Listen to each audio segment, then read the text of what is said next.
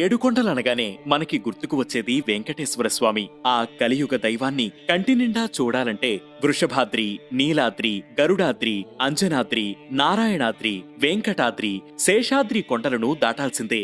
కళ్యాణాద్భుతగాత్రాయ కామితార్థప్రదాయినే శ్రీమద్వేంకటనాథాయ శ్రీనివాసాయ తే నమః.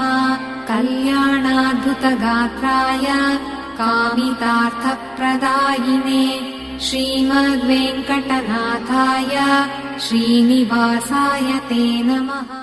ఆ ఏడుకొండల పేర్లకు వెనక కొన్ని కథలు ఉన్నాయి. వృషభాసురుడు అనే శివభక్తుడు పలగర్వితుడై శ్రీహరితోనే యుద్ధానికి తలపడ్డాడు. యుద్ధంలో చావు తప్పదనుకుని నీ చేతిలో మరణించడం నా మహద్భాగ్యం, నీవున్న ఈ పర్వతానికి వృషభాచలం అన్న పేరు ప్రసాదించాలని శ్రీహరిని వేడుకున్నాడు.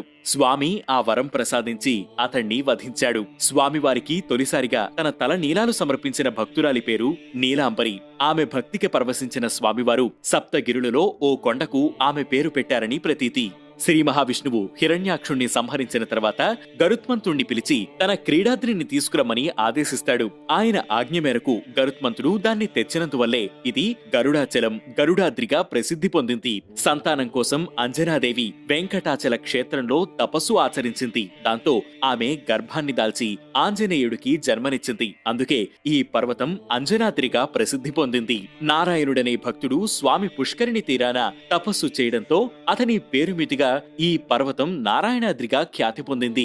పాపరాసులను భస్మం చేసేది వెంకటాచలం. వేం అంటే సమస్త పాపాలను, కటహ అంటే దహించేది. అందుకే ఆ కొండకు వెంకటాద్రి అనే పేరు వచ్చింది.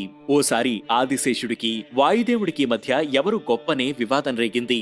నీకు శక్తి ఉంటే నన్ను కదుల్చు అంటూ ఆదిశేషుడు కొండను చుట్టుకున్నాడు.